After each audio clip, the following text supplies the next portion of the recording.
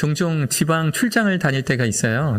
출장 중에 즐거움 중에 하나가 아주 지방의 소도시, 알 수도 없는 처음 와봤던 그런 도시에서 처음 가보는 그런 식당에 가서 음식을 먹는 게 저는 참 그런 걸 좋아합니다. 어느 날 지역으로 지방으로 출장을 갔다가 중국 음식점을 들어간 적이 있었어요. 혼자 이렇게 들어가서 짜장면 한 그릇 시켜놓고 식당 주변을 이렇게 한번 둘러보았습니다. 그런데 좀 의외였어요. 여기가 식당이 맞나? 테이블을 앉았는데 의자도 그렇고 테이블도 그렇고 그 이유 모를 끈적끈적함이 있는 거예요. 끈적끈적. 이거 좀 찝찝한 그런 끈적끈적함이 있죠. 그래서 이게 왜 그러나?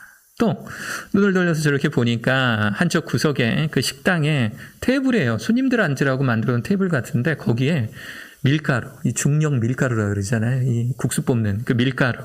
그리고 중국집에 양파가 많이 필요하니까 이 양파 망이랑 밀가루가 그 테이블 밑과 위에 이렇게 잔뜩 이렇게 쌓여 있는 거예요.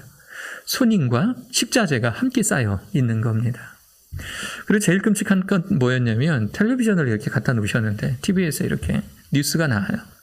24시간 뉴스를 이렇게 틀어놓으셨어요. 그런데 TV 양쪽 옆에 여러분 옛날에 필름 카메라에 들어가는 그 필름처럼 이렇게 쭉 늘어뜨리는 이 파리 끈끈이 아세요? 파리 끈끈이를 텔레비전 좌우 양 옆에 이렇게 붙여놨어요. 그걸 왜 거기다 붙였을까?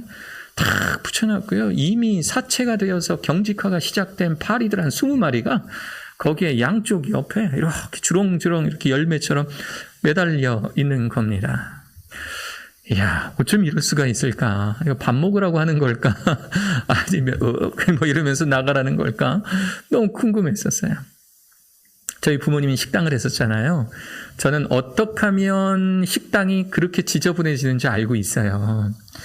음식이 나오면 테이블에서 뭐 끓는 음식이나 이런 음식 나오면 물론 이제 국물이 튀기도 하고요. 사람이 먹다 보면 음식물도 튀고 침도 튀고 여러 가지 이제 뭐 액체들이 위에 떨어집니다.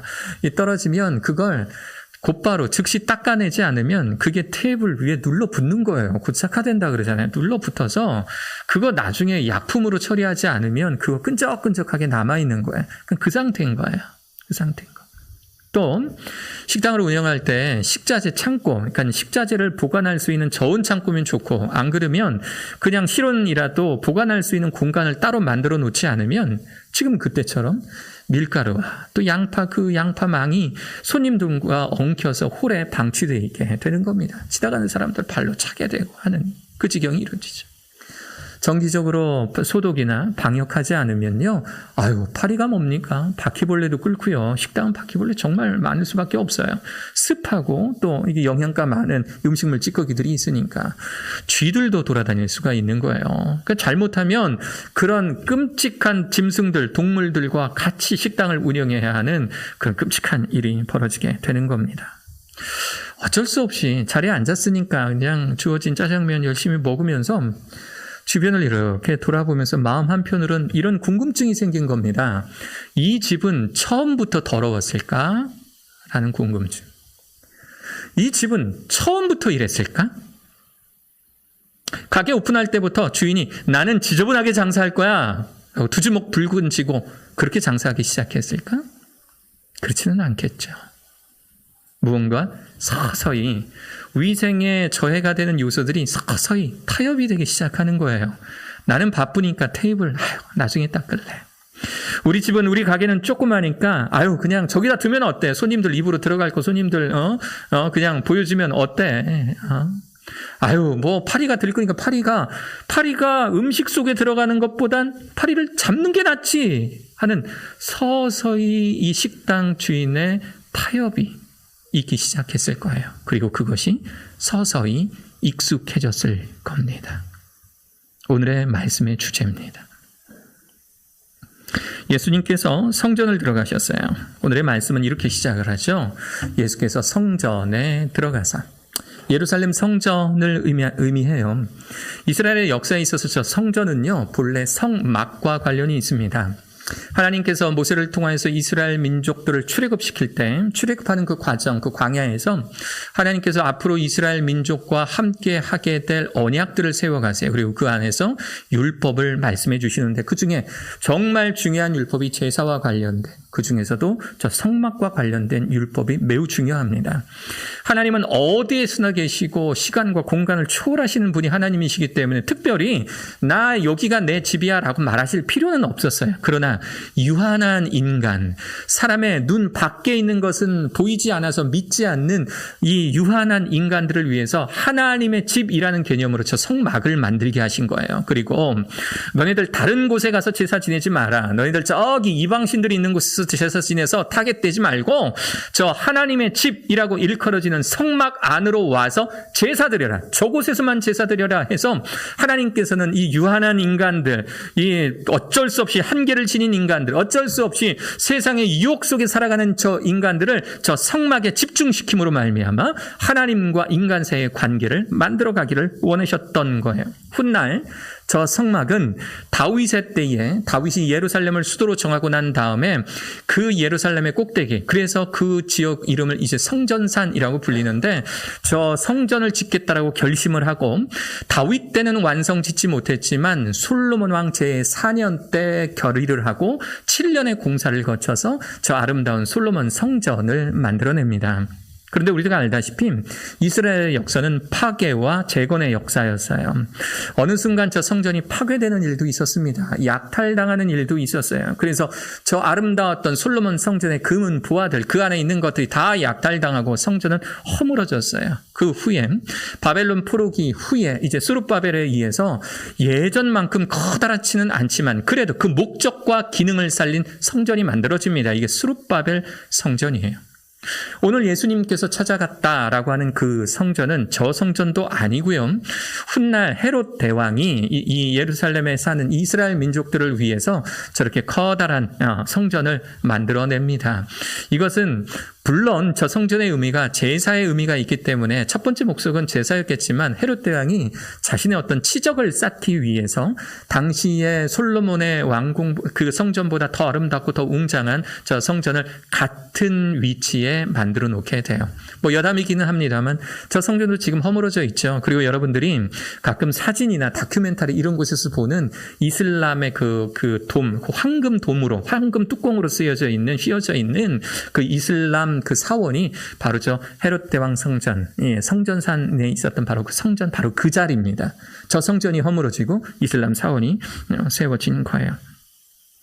성전의 의미는 분명합니다. 하나님께 제사 지내는 곳이에요. 하나님께 집중하는 곳입니다. 하나님께 나아가서 하나님께 기도하는 집입니다. 이것이 성전의 가장 중요한 역할이었어요. 그런데 이곳에 오신 예수님께서 깜짝 놀라시며 이런 행동을 하세요. 예수께서 성전에 들어가사 성전 안에서 매매하는 모든 사람들을 내쫓으시며 그 매매하는 사람들이 누구냐면 돈 바꾸는 사람들의 상과 비둘기 파는 사람들, 그들의 의자를 둘러 엎으시고 성전 안에 돈 바꾸는 자들과 비둘기 파는 자들로 인해 북새통을 이루고 있는 이 모습을 보며 예수님 대노하신 거예요. 그래서 그들을 채찍으로 내려치시며 그들을 내쫓으신 것입니다. 성전 밖으로 내쫓으신 거예요. 성경은 단순히 내쫓았다, 둘러 엎으셨다 이렇게 완곡하게 부드럽게 표현하고 있지만 분명 매우 흥분한 상태셨을 겁니다. 도저히 일어날 수 없는 일이 이 안에서 일어나고 있구나. 도저히 용납할 수 없는 일이 이 성전 안에서 일어나고 있구나. 엄청난 흥분과 이 화를 참지 못하시고 예수님 채찍을 드시고 둘러 엎으시는 거예요. 이 사람들의 상을 둘러 엎으시려면 보통의 혈기로 되지는 않아요. 그냥 예수님께서 대노하신 상태로 그들을 대하신 것입니다. 무엇이 이토록 예수님을 화나게 하셨을까요? 무엇이 이토록 예수님을 흥분하게 한 걸까요? 그 이유를 13절에서 찾을 수가 있어요.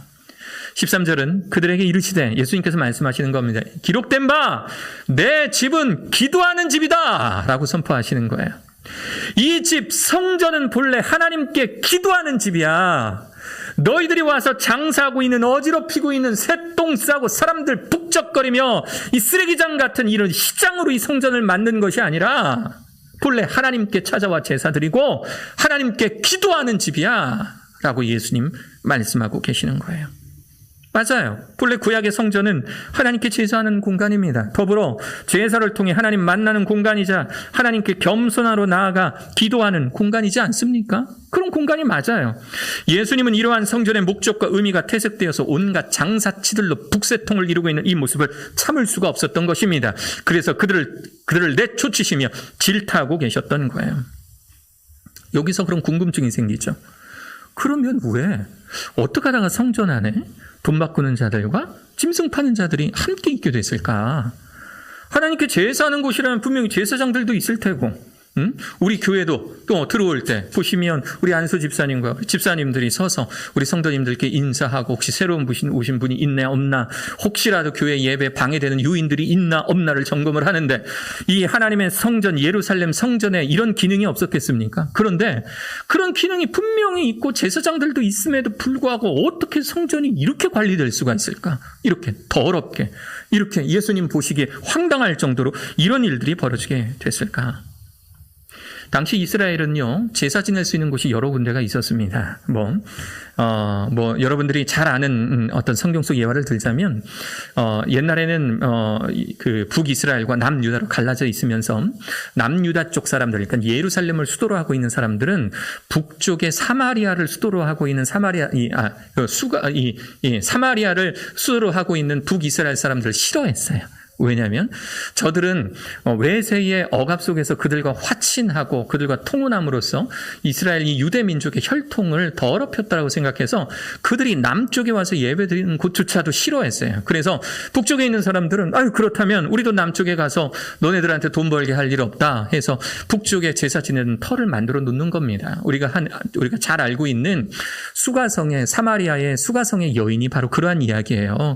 예수님께서 사마리아 성에 수가성에 들어가셨을 때 한 여인이 나타나서 예수님이 범상치 않은 인물임을 확인하고 예수님께 했던 첫 번째 질문, 우리는 어디에서 예배드려야 됩니까? 당신들, 그러니까 남쪽에 있는 사람들은 남쪽에 있는 예배의 처소가 좋은 처소라고 하고, 근데 정작 북쪽에 있는 사람들이 밑으로 내려오지 못하게 해서 우리는 그리심산에 다른 제사터를 만들어 놨는데, 그러면 어디서 예배드리는 것이 옳은 예배입니까? 저기서 예배드려야 됩니까? 밑으로 가서 예배드려야 됩니까? 라고 질문하잖아요. 그게 그 배경이에요. 제사 지내는 곳이 여러 군데가 있었거든요. 근데 그 중에서 가장 최고의 제사는 예루살렘에서 드리는 제사였어요. 지금도 많은 유대인들이 6월절 이스라엘의 명절이 되면 세계에 흩어져 있는 많은 유대인들이 이 예루살렘으로 모여듭니다. 그러면 이때다 싶어서 성전 안에는 온갖 물건 파는 사람들로 넘쳐나는 거예요. 환전소가 왜 필요하냐면 전 세계에서 오잖아요. 전 세계의 화폐들이 모입니다. 전 세계의 금은 부화들을 갖고 와요. 그러면 그 금은 부화들과 전 세계의 화폐들을 예루살렘에서 쓸 수 있는 돈으로 바꿔줄 필요가 있는 거예요. 그래야 물건도 사고 그 사람들이 연보교에 돈도 집어넣는 겁니다. 그게 헌금 수입인 거예요. 환전소가 꼭 필요했던 거예요. 두 번째, 비둘기는 왜 필요합니까? 비둘기는요, 보통 하나님께서 제사법을 정해주셨을 때에 소나 양이나 이런 것들로, 큰 짐승들로 제사를 드리게 하셨지만 가난한 자들을 위해서 비둘기를 통한 제사법도 역시 가르쳐 주셨어요. 누가복음 2장에 보면 예수님의 어머니 마리아가 이 산모가 스스로를 정결하기 위해서 비둘기로 제사 드리는 장면이 나옵니다. 비둘기는 많은 사람이 집에서 키울 수도 있었고요. 또 들에 나가서 잡을 수도 있는 것이 비둘기. 흔한 새였기 때문에 이 비둘기를 통한 이 제사는 이때 당시에 매우 흔한 제사였어요. 비둘기 파는 자가 옆에 있어야, 그래야 사람들이 들어올 것 아닙니까?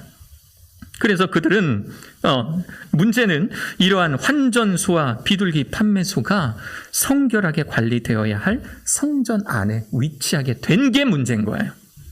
물론 환전소도 필요합니다. 비둘기 파는 것도 필요합니다. 그것도 예배의 본질은 아니지만 부차적으로 꼭 필요한 것들이에요. 그런데 그것들이 성전 안으로 들어와 있는 게 문제입니다. 아마도 이들은 처음부터 성전 안에 있지는 않았을 거예요. 왜냐하면 율법의 예루살렘 성막에 대해서 이야기를 할 때 물건 파는 자들에 대한 언급이 없었거든요. 물건 파는 자들이 이 성막 안에 들어와야 된다, 말아야 된다 언급이 없었다는 얘기는 아예 하나님께서는 그것조차도 관심 갖지 않으셨던 게 분명해요. 그런데 흔히 여러분들 고속도로 타고 가다 보면 고속도로 한 1, 2km 전방에 고속도로 들어가기 전 마지막 주유소 이런 거 혹시 들어본 적이 있으세요? 고속도로 들어가기 전 마지막 주유소. 그러면 그 편말 보면 게이지를 한 번씩 보시죠. 내가 기름이 있나 없나? 한번 보죠. 똑같은 원리예요. 성전 들어가기 전 마지막 환전소. 개념을 이해하시겠습니까? 성전과 가장 가까운 비둘기 파는 장소. 그러면 사람들이 멀리서 비둘기 잡고 이 성전으로 올라가지 않아도 되는 거예요. 성전에서 비둘기를 팔면, 그러면 사람들은 올라가서 성전에서 비둘기를 사면 그만큼 이동거리가 짧잖아요. 필요했던 겁니다. 이로 인해서 성전을 성결히 관리해야 될 제사장들이 로비를 받기 시작하는 거예요. 환전하는 자들로부터 돈 받고 비둘기 파는 자들로부터 돈을 받아요. 10만 원 낸 사람들이 저쪽에 위치해 있다면 난 20만 원 낼게. 그러면 그래, 그럼 더 가까이 와. 점점점 성전 안으로 밀려 들어오기 시작하는 겁니다. 그래서 이 비둘기 파는 자들과 환전소가 많으면 많을수록 제사장들이 수입이 늘어나게 된 겁니다. 이로 인해서 성전이 성결히 관리되는 것이 아니라 제사장들에게 주어지는 금전적 이익으로 인해서 환전소도 제사를 위해 꼭 필요한 거 아니야? 라는 타협이 있기 시작한 거예요. 비둘기도 꼭 필요하잖아. 제사 지내려면. 비둘기 파는 거 좀 더 가까운 곳에 있으면 좋은 것 아니야? 라고 스스로 타협되기 시작하는 거예요. 그래서 성결해야 될 성전이, 깨끗해야 될 성전이, 거룩해야 될 성전이 돈 바꾸는 자들과 비둘기 파는 자들과 온갖 짐승 파는 자들로 넘쳐나기 시작한 겁니다. 타협. 원래는 그렇지 않았지만 스스로 더럽고 추하게 만들어버리는 바로 그 타협. 이로 인해 성전은 합법적으로 돈 바꾸는 자들과 비둘기 파는 자들로 난장판이 되어버린 겁니다. 이런 의미로 본다면 예수님께서 성전 안에서 돈 바꾸는 자들과 비둘기 파는 자들을 내쫓으시는 것은 그간 스스로의 합리화 속에 하나님의 뜻과 거리가 먼 세상과의 타협, 다시 한번, 그간 스스로의 합리화 속에 하나님의 뜻과 거리가 먼 세상과의 타협에 종지부를 찍는 일입니다. 그것은 원래 우리 이렇지 않아. 원래 우리 하나님께 제사 드렸던 성전은 이런 모습 아니야. 이 집은 하나님께 기도하는 집이야. 너희들 다 나가. 지금까지 타협했던 것들 모두 다 무효. 너희들 다 나가. 예수님께서 명령하신 겁니다. 그 타협들과 이별을 구한 거예요. 엄청난 의미를 지닌 행위다라고 할 수가 있는 겁니다. 여러분, 이렇게 예수님으로 인하여서 성전이 정화되고 난 다음에 성전에서 물건 파는 자들로 왁자지껄하고 소란스럽고 똥냄새 나는 모든 것들을 다 치우고 난 다음에 성전에서 어떤 일이 벌어지는지 아십니까? 마태복음은 예수님께서 그것을 다 내쫓으셨다. 그리고 이런 일이 일어났다라고 바로 말씀해 주고 있어요. 맹인과 저는 자들이 성전에서 예수께 나오매 고쳐 주시니. 깨끗이 정화된 성전에서 하셨던 예수님의 첫 번째 하신 일은 뭐냐면 성전에서 다른 사람들에게 구걸하며 긍휼을 베풀길 원했던 이 맹인과 저는 자들, 이 장애인들이 성전에서 예수님께 나오매 고쳐주시는 역사가 일어나는 겁니다. 하나님의 역사는요, 성결한 곳에서 일어나는 거예요. 하나님의 역사는요, 깨끗한 곳. 하나님의 역사는요, 하나님께서 정하신 바로 그 모습, 그 상태로 유지되어 있을 때 하나님의 역사는 일어나는 줄로 믿습니다. 하나님의 역사는 교회가 가장 교회다울 때 일어나요. 하나님의 역사는 교회가 가장 교회다울 때. 하나님의 역사는요, 목사가 가장 목사다울 때, 하나님의 역사는요, 성도가 가장 성도다워질 때, 그때 일어나게 되는 줄로 믿습니다. 하나님께서 부여하여 주신 그 교회의 사명을 온 성도가 한 마음 한 뜻으로 아멘 할렐루야를 외치며 두 주먹 불끈 쥐고 일어설 때 하나님의 역사는 일어나며 그 안에 헌신된 거룩한 제사장 성도들이 즐거운 마음으로 하나님을 예배할 때 하나님의 역사는 일어나는 줄로 믿습니다. 할렐루야. 다시 한번 할렐루야. 아멘. 혹시 우리의 신앙생활 가운데 스스로 타협한 것들이 무엇이 있는지 여러분 한번 생각해 보세요. 여러분 처음 신앙을 가졌을 때 그 순수한 마음, 나 하나님께 이러한 모습으로 예배할 것, 혹시 그 마음 여전하십니까? 예배는 일주일에 한 번. 주일이면 됐지. 주일이면 됐지. 예배가 끝나고 건물 밖으로 나가면서 하나님은 교회에만 계시지라고 스스로 타협하고 계시지는 않으세요? 예전에 제가 삶의 예배라는 주제로 설교드린 적이 있었어요. 삶의 예배? 그건 목사님 포함해서 목사님들이나 하는 거지. 목사님들이나 목회자들이나 하는 거지. 어떻게 일반 성도들이 삶의 예배? 직장에서 어떻게 삶의 예배를 드려? 당장 김 부장님이 무슨 과장님이 이번 주 금요일에 술 한잔 하자 하는데 어떻게 내가 내 삶의 환경에서 어떻게 삶의 예배를 드려? 라고 주일에 여러분들의 모습과 평일에 여러분들의 모습을 타협해 놓지 않으십니까? 혹시 아직도 여러분들의 자녀가 여러분들의 것이라고 생각하세요? 자녀는요, 여러분들의 태를 통해서 주신 하나님의 선물입니다. 우리는 맡겨진 자예요. 우리는 청직이에요. 청직이. 하나님께서 이 아이에게 무엇을 허락하셨는지, 이 부모를 통해서 이 아이를 어떻게 보살피라고 하신지 그 뜻을 온전히 살피는 것이 아니라 내가 원하는 대로 내가 이루지 못한 꿈을 이 자녀가 이루게 한다는 이상한 이 부모가 갖는 세상적 관점으로 우리가 이 자녀를 키우고 있다면 그것은 분명한 타협입니다. 하나님께서 우리들에게 그렇게 가르치시지 않으세요? 혹시 내가 번 수입은 내 것이기 때문에 하나님은 주일원금 드시고 떨어지세요. 주일원금 먹고 떨어지세요. 하나님은 11조 먹고 떨어지세요. 라는 괘씸한 마음으로 우리 신앙생활하고 있지는 않습니까? 어떠십니까, 여러분? 수도 없이 많은 경우의 타협들.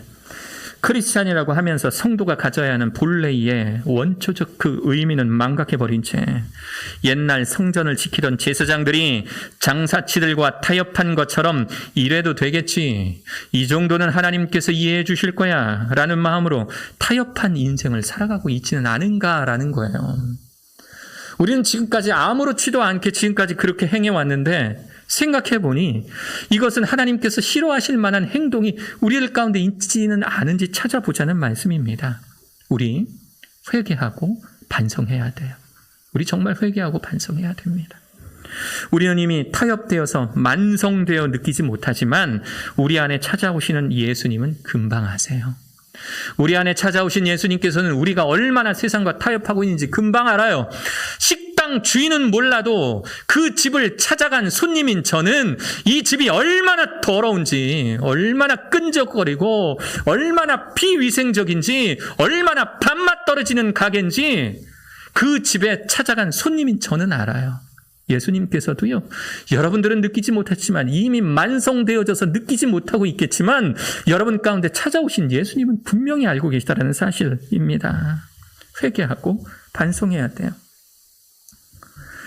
우리가 견디기 어려운 방법으로 우리들의 영적 생활을 뒤집어 엎으실 수도 있다는 것 우리 기억하셔야 됩니다. 15절을 보세요. 15절은 이제 저항이 나타납니다.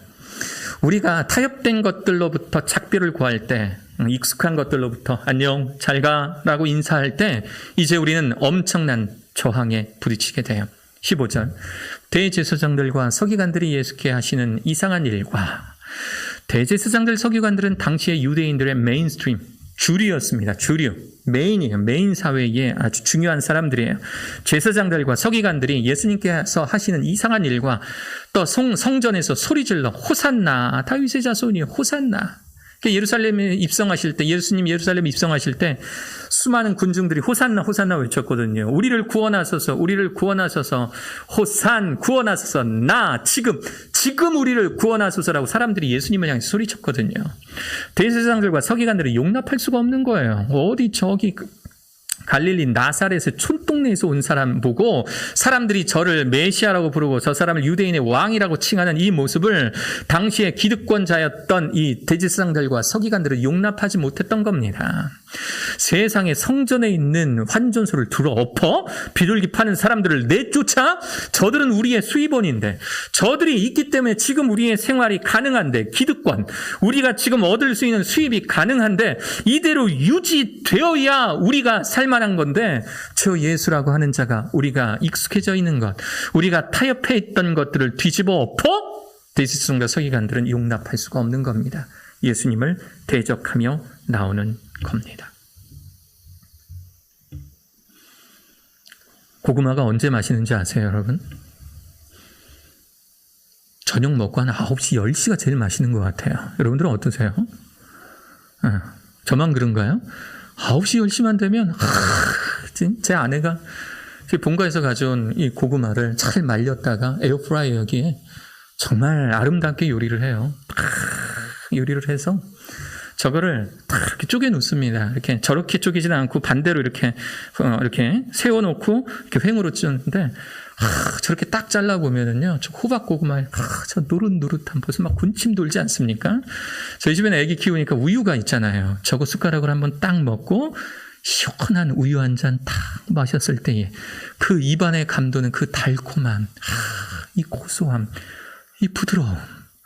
벌써 여러분들 마스크에 가려져서 보이지 않지만 군침들이 입에서 막 돌아다니시죠. 요즘에 제가 저녁에 뭘 안 먹으려고 많이 노력을 해요. 안 먹으려고 노력을 해요. 저 의지예요. 내가 저녁에는 안 먹을 거야. 내가 저녁 식사하고 난 다음에 밤에는 안 먹을 거야 하고 침대에 탁 들어눕습니다. 그러면 제 안에서 저의 몸이 요동을 쳐요. 요동을 쳐요. 예. 저는 분명 침대에 누워 있는데 저의 영혼은 식탁에 가 있어요. 저기 식탁 위에 있는 고구마 앞에 가서 열심히 퍼먹고 있는 거예요.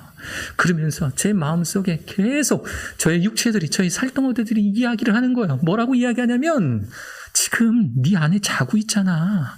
자고 있으니까 가서 한 숟가락 먹고 와봐. 작은 거 먹으면 티도 안 나. 맛있게 먹으면 살도 안 쪄. 라고 하면서 제 몸이 계속 저를 유혹하는 겁니다. 그 이유가 뭔지 아세요? 저는 밤의 야식들과 작별을 고했지만 이미 저 고구마들과 오랜 시간 동안 타협해온 저의 살덩어들이 저를 이끌어가는 거예요. 저의 의지를 방해하기 시작하는 거예요. 이미 익숙해져 있고 이미 타협해져 버린 것들, 그것들을 끊어내는 것은요, 정말 힘들고 정말 어려운 일입니다. 제가 이 예화 준비하면서 걱정이 되는 거, 이제 본질은 사라지고 예화만 남는 경우가 있어요. 그래서 여러분들은 댁에 가셔서, 그래 우리 밤에는 고구마 먹지 말자, 목사님 말씀하셨잖아, 밤에는 야식 먹지 말자 여보, 아마 이것만 남으실 수가 있어요. 주의하십시오. 여러분들 안에는 전쟁이 일어날 거예요. 익숙해져 있던 것들, 타협했던 것들과 스스로 멀어질 때 그 안에, 내 안에서 일어나는 영적 전쟁들, 이제 여러분들은 경험하시게 될 것이라고 하는 사실입니다. 제가 정말 사랑하는 우리 성도 여러분, 제가 너무너무 사랑하는 우리 사랑하는 성도 여러분, 타협하였던 것들, 익숙해져 있던 것들과 작별을 구하십시오. 여러분들이 가졌던 그 순수한 신앙, 하나님 앞에 나아가는 데 있어서 방해하는 스스로의 타협들, 그것들과 작별을 구하십시오. 안녕, 잘 가. 이제는 내가 너 아는 채 안 할게. 서운해하지 마. 작별을 구하십시오.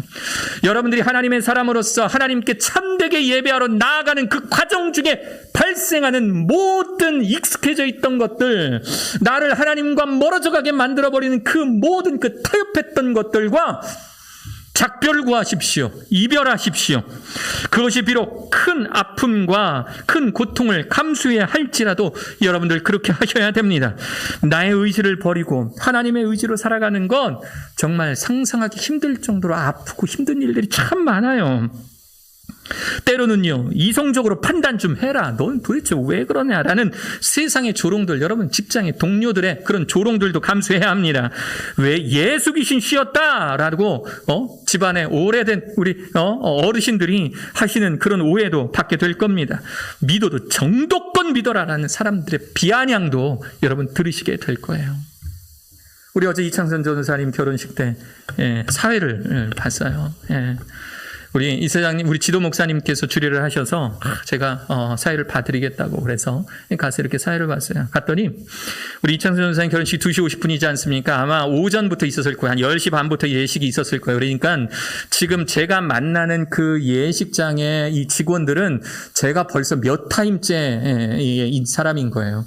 제가 조금 늦게 갔더니 2시 50분 예식인데 2시 반에 들어갔더니 사회자 왜 이제 오시냐고 막 저를 끌고 앞으로 가서 이제 설명을 하는데 무슨 말을 하는지도 모르겠다. 다다다다다 설명을 하기 시작을 하는 겁니다. 식순서를 저랑 이창순 전사님이 같이 정했어요. 그러니까 제가 짜서 이렇게 이창순 전사님하고 같이 우리 지도 목사님 컨펌 받아서 그렇게 짜게 됐는데, 그런데 이 순서와는 상관없이 이상한 이야기들을 하기 시작을 하는 거예요.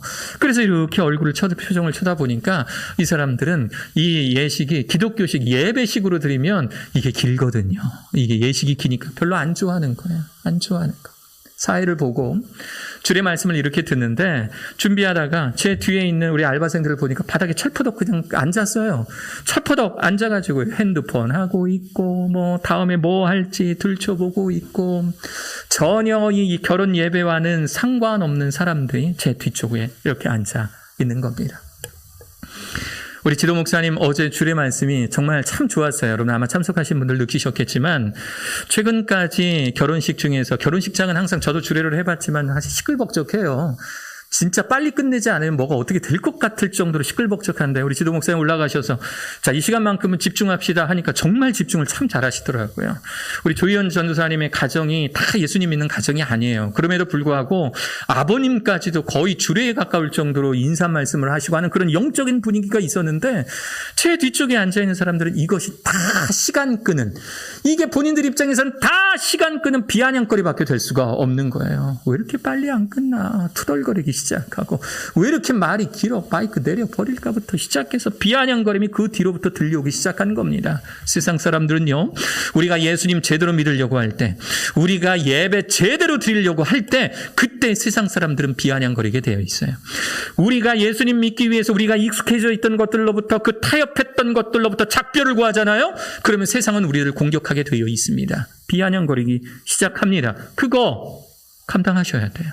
그거 없으면, 그러면 우리가 아직 제대로 작별하지 못했다라고 생각하셔도 됩니다.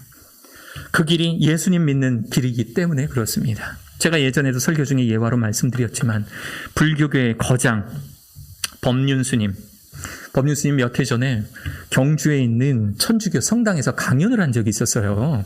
스님이 천주교 성당에서 강연을 해요. 그런데 그 강연에 목사님 사모님이 참석을 하신 거예요.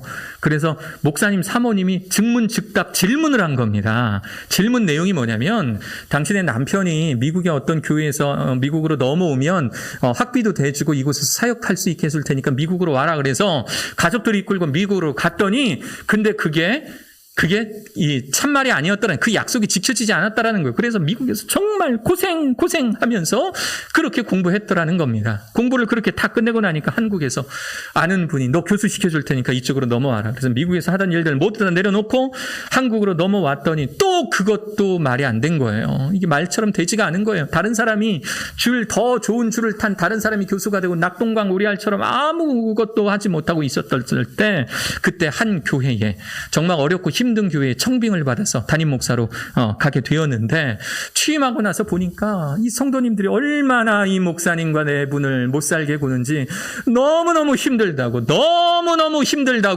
성당에서 스님에게 목사님 사모님이 고백한 거예요. 이거 어떻게 하면 좋냐고.